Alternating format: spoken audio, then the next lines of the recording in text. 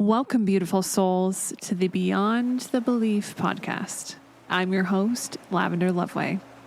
With each episode, I invite you personally to join me as we explore a belief.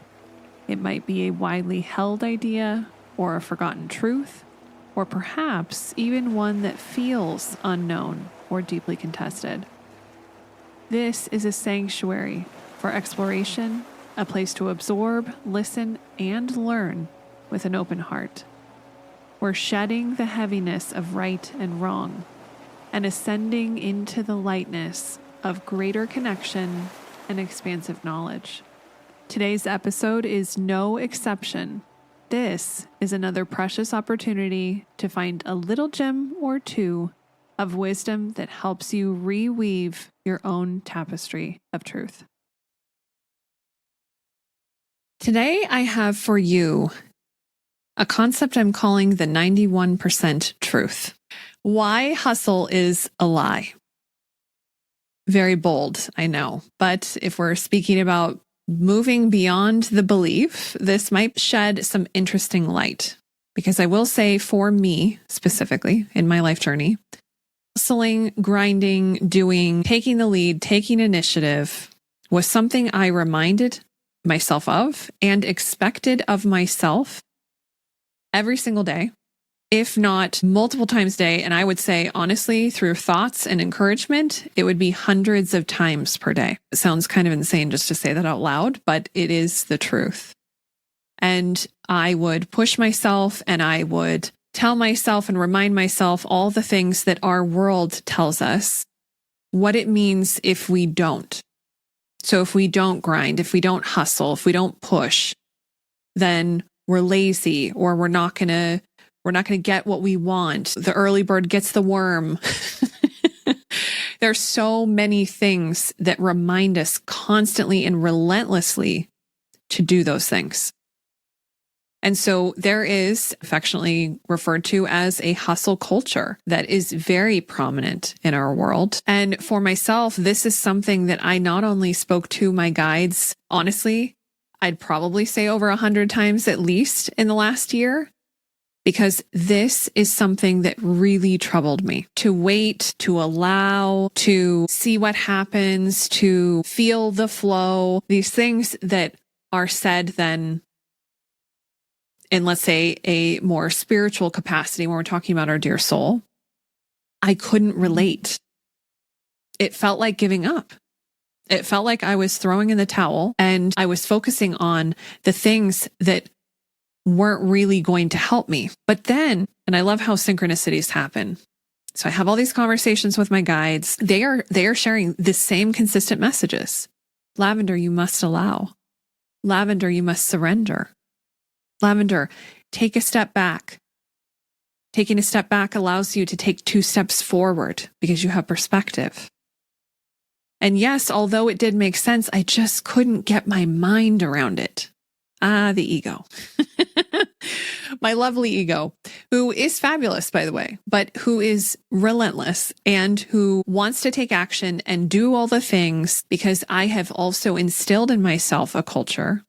And I have seen the reaction of the world when I do those things. I am rewarded. I am celebrated. My entire corporate life was just drowning in it, basking in it, that I was this person that would take the lead and take initiative. So as I was walking through this basically dichotomy over the last year or so, I also picked up a deeper study of human design.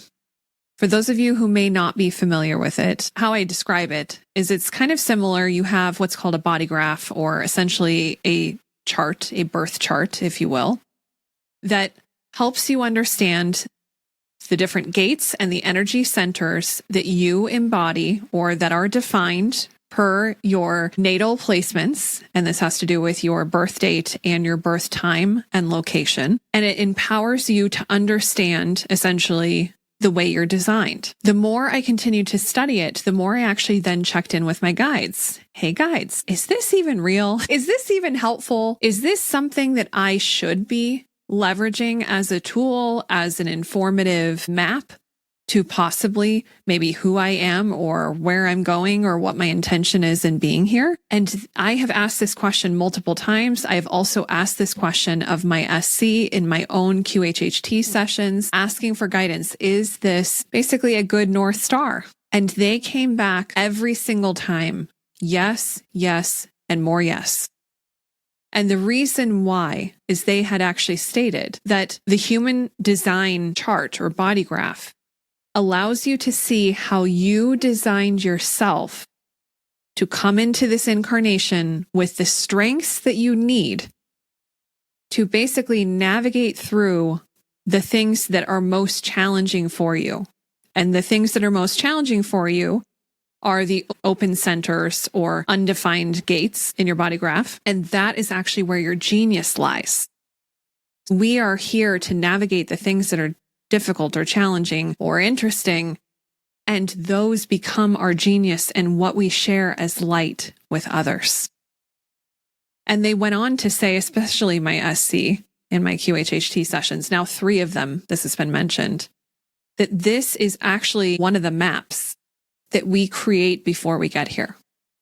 And this blew my mind. So obviously I had a lot of, let's call it clout around human design, around my body graph, and understanding, again, those things that are filled in or colored in or defined are our strengths, are the things that we walk in with. But the things that are open or undefined are our genius and what we're bringing basically as light to the world. With this information, I then dove face first into the deep end of understanding human design. And I personally leverage 13 different individuals who practice and study human design regularly. And I have 13 specifically because I do not believe with anything. This is one of my beliefs, that anyone can have 100% of the picture 100% of the time on anything. I actually believe that it's impossible. I believe that each one of us have a splinter or a sliver or even maybe just a little bigger chunk of something. And when we all stand next to each other with all our slivers or our chunks, we then start to see a bigger picture.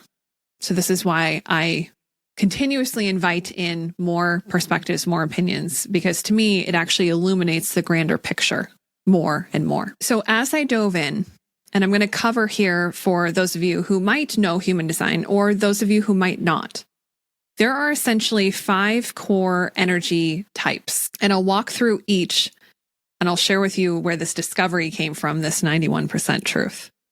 But my core message for today and what we're going to walk through is this hustle culture, this pushing, grinding, do what you have to do, stay up all night, stay up all day, do what it takes, because it is a humongous part of our existence, but it is a humongous part that we may not be seeing the real picture, the actual picture of what it is. And so this is the belief that I'd like to walk through in this gorgeous moment of now with you. So each of these 5 core energy types have essentially a sacred role, and I'll walk through just briefly each one. So first up, we have generators, or also referred to as pure generators. I am a pure generator. So we are what is called the life force of the planet. We have a consistent, what's called magnetic energy for building and creating. So getting stuff done. And funny enough, when I started to study myself, I was like, this makes sense why grinding and pushing and doing and hustling is such a big part of something I am naturally good at. There's something in it I enjoy. Well, what I can thread together is this is the creation energy, the building energy.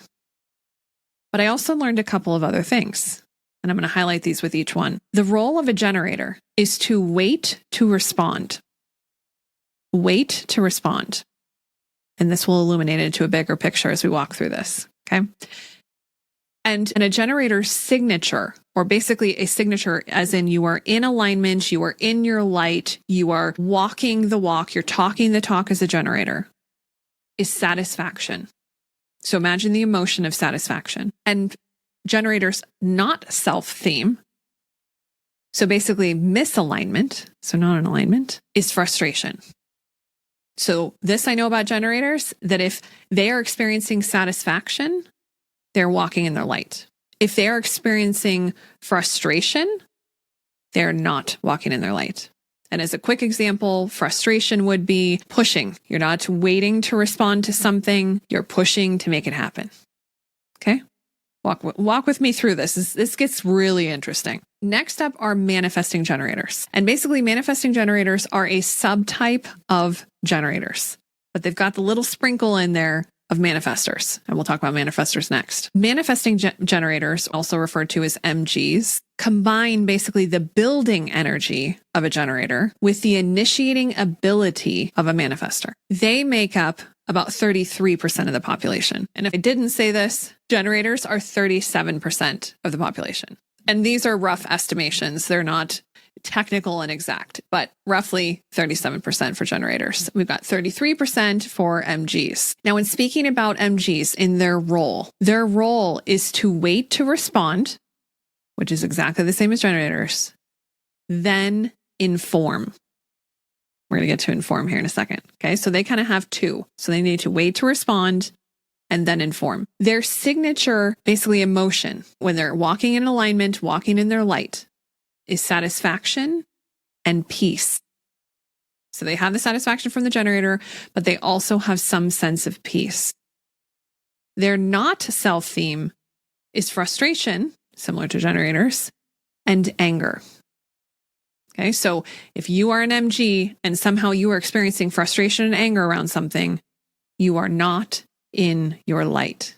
You are not walking your truest type, energy type pathway towards the future, what you're here to deliver, essentially. It is the quickest indicator to tell you where you're at. Okay, next up we have manifestors. And manifestors are the innovators and the initiators. They are designed to get things started. And they make up about 9% of the population. Their role is to inform before they act. Inform before they act. We're going to unpack this here in a second. Their signature, so their emotion, what they feel, if they're walking in their light, in their energetic light, is peace. Their not self-theme is anger. So if I'm a manifestor and I'm experiencing peace, I'm walking in my light. If I am experiencing any sort of anger around something, I am not. I am probably pushing against my type. Next up are projectors, who are natural leaders and guides. They have a beautiful ability to see and understand others clearly. So they are true people leaders, people understanders through and through. And they make up about 22% of the population. A projector, in their role, is supposed to wait for the invitation. Wait for the invitation. Their signature, basically emotion, feeling, is success. And their not self-theme is bitterness or resentment. And lastly, we have reflectors. And reflectors are the rarest type. They account for only about 1% of the population. I have yet to meet a reflector, and I cannot wait. Reflectors are essentially highly sensitive mirrors of their environment. So they can feel everything. Essentially, their 9 centers are all open, so they can receive it all. They are not walking in with something defined and let's call it structured. Their role is to wait a lunar cycle, so 28 days before making major decisions. Their signature, so when they are walking in their light, is surprise and wonder. What a beautiful, magical signature. Oh. Their not self-theme is disappointment. So if we look at these basically 5 types, as I continued to dive in, study, and look at them, suddenly something emerged. There are essentially 2 buckets here. Everybody is in one bucket except for the manifestors. So everybody and the manifestors. The manifestors make up about 9% of the population. This 91% is where this truth is coming from. They basically have to wait. They have to wait a lunar cycle. They have to wait for an invitation. They have to wait to respond. There is some sort of waiting. And then if we look at manifestors, they are designed to initiate freely without the need for basically waiting or an invitation. So if we take this just as it is, 91% and 9%, if I were to say who, like hustle culture, doing, taking initiative, taking action, at a baseline, 91% of us are not supposed to do that. Holy cow. And this hit me right between the eyes. Well, the first time I heard this, I was like, what? Okay, so then only 9% are? But I want to get a little more granular because I totally went down this rabbit hole to understand this, because this as it stands by itself shares with us, illuminates that hustling and pushing and grinding and being the first bird to get all the worms is not actually what we're designed for. And funny enough, or wildly enough, if any of these 4 types were to try to do that, they would express or experience a lot of anger, a lot of frustration, a lot of bitterness and resentment and disappointment like no other. And if I push pause just right there, isn't that so wild that I hear those emotions very frequently? To me, this is a screaming signal that many of us are not walking in our type, in our energetic type, in our energy, in our light. We are instead trying to force something to happen. And it doesn't matter what it is. It can be anything. So that was the first profound truth that started to open my eyes. But then when I'm looking at the manifestors, they're supposed to inform before they act. And let's just look at the English word choices. Inform before they act. So to me, this is informing us of the sacred calibration and collaboration that must happen, even though this energy type is supposed to basically take initiative and do something. But they still have to do something before they do something. They have to inform before they act. So as an example, let's say if I'm a manifestor and I'm going to go and inform a generator, hey, this is what I'm thinking about doing. This is what I'm, brainstorming on, etc. And let's say the conversation gets like, oh yeah, this is cool. Like, yeah, this makes sense. And this makes sense. Well, that can then become a response to what the manifestor is saying. Responding to the action, responding to the need to build something. So here again, we need to inform. So inform, we need to tell someone. We need to collaborate with someone. So it's crucial. The collaboration element is there. But let's say this same manifestor went to inform a projector. Through that conversation, through that discussion, that could end up being an invitation. The manifestor could then invite the projector, hey, I would love for you to take this on because, here's what I'm thinking. Would you like to be the person to lead this? And that's the projector's, target, trigger, go button. That's the thing. So then they would be acting in their light, in their type, in their energy. And then if this manifestor goes to a reflector, the reflector through their own process would then reflect basically back what the situation, what the world, what the project could look like if following what the manifestor has outlined. And last but certainly not least, if they went to an MG for a manifesting generator, is still to wait to respond. And then basically they inform. So they're the ones that are going to not only say, okay, yes, manifestor, I'd love to do that, but then they're going to go tell their friends.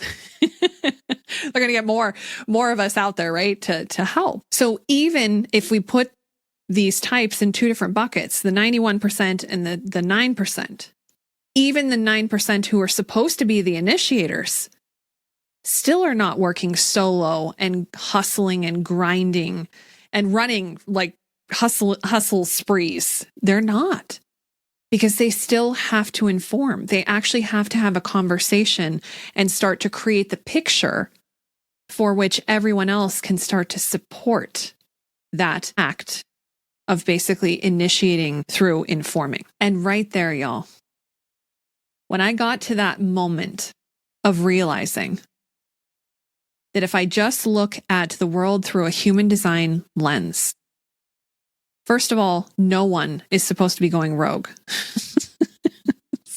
No one. Now I'm leaving out obvious things of like, okay, I need to take action so I don't fall off this cliff. Okay. That does not count. But we're talking about, let's say, starting a business. There are certain things to take action on. If I'm a generator, how do I start a business? I'm going to use my gut instinct, which is basically my sacral, to tell me or So I'm going to check in.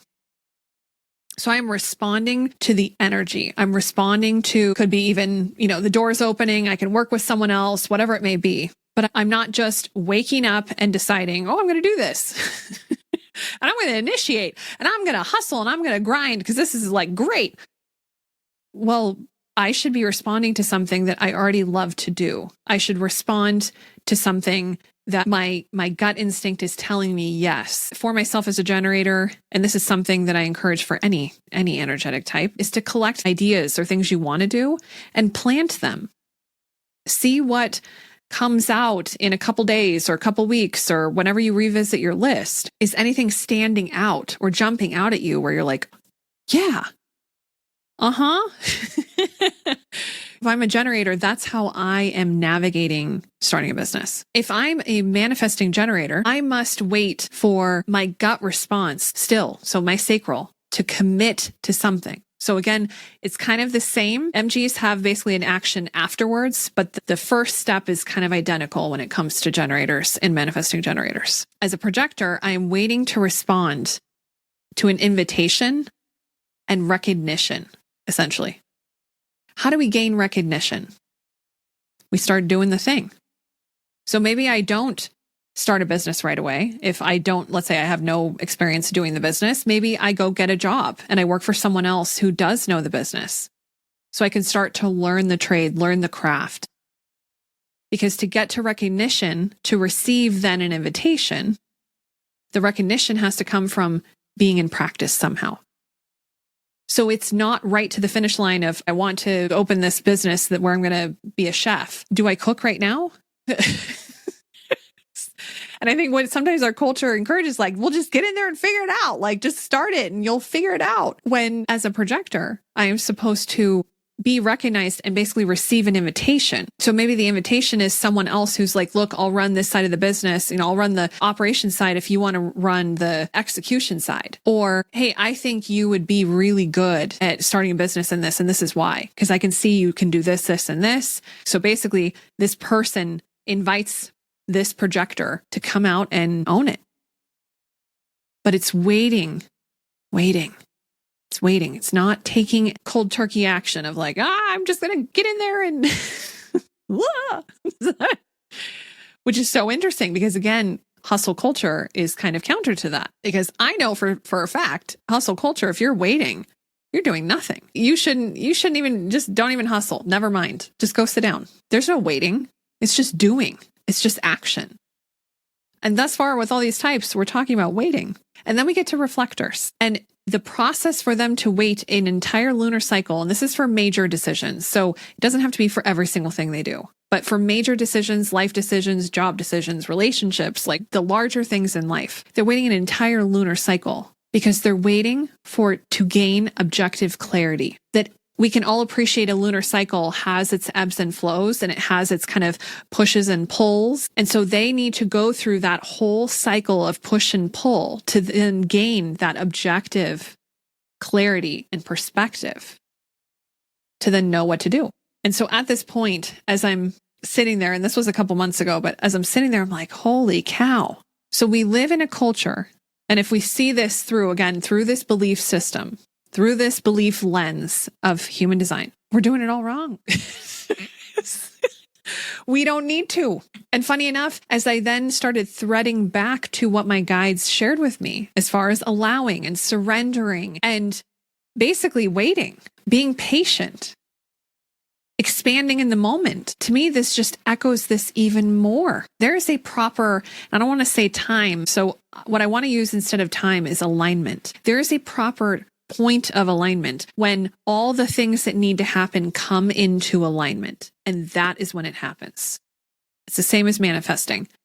if there's these things that need to be in place in order for it to show up in our 3D, there's an alignment point. And I'll just, for the sake of this, the time of alignment. It is not clock time. It's not, okay, I just have to put in 15 minutes and then it'll be here. No, it could be here in 15 seconds. It could be here in 1 microsecond. It could be here in 29 years. We don't know when it's coming into our existence unless we know what needs to be aligned for it to show up. And seeing this from this lens helped me then also gauge how important it is that us working together. So we're not supposed to be hustling and growing rogue and doing our own things. There's some sort of interconnectedness to each one of us in our success, in living our energetic type in our light. And we truly need each other. And I think that was the final straw on the camel's back for me. It was, if I look at this from the 91-9 perspective, the 9% being those manifestors, even them, they're not supposed to just go rogue. They're supposed to inform before they act. So they must have a conversation. I'm imagining like brainstorming, ideation, creation, something. You still have to talk to someone else. And this for me also reinforced something else.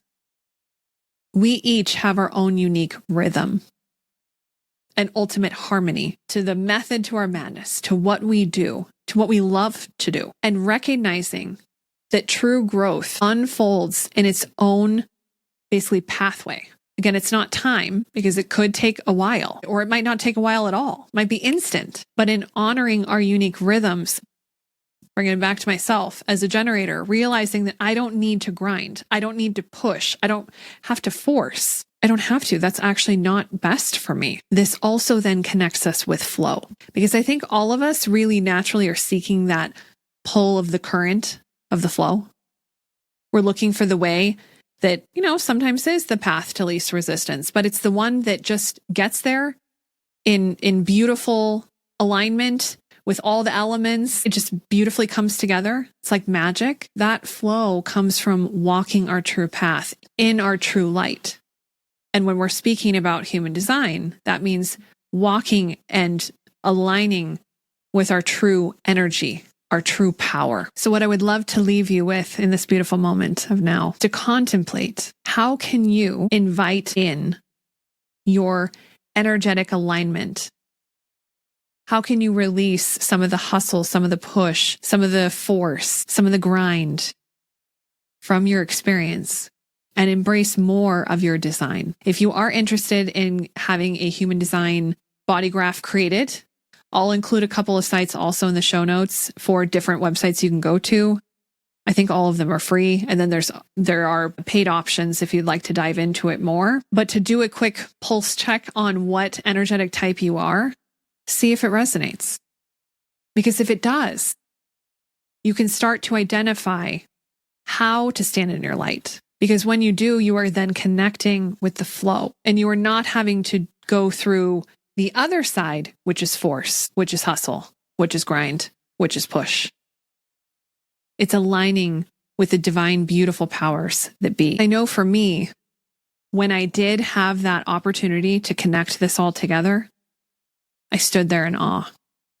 There was so much that suddenly illuminated and made sense. And I'm hopeful that this information for you provided a little bit of illumination, because hustle and grind is not what we're made for. We are made to share our light, walk in our light, and work together through the interconnectedness of it all to ascend higher.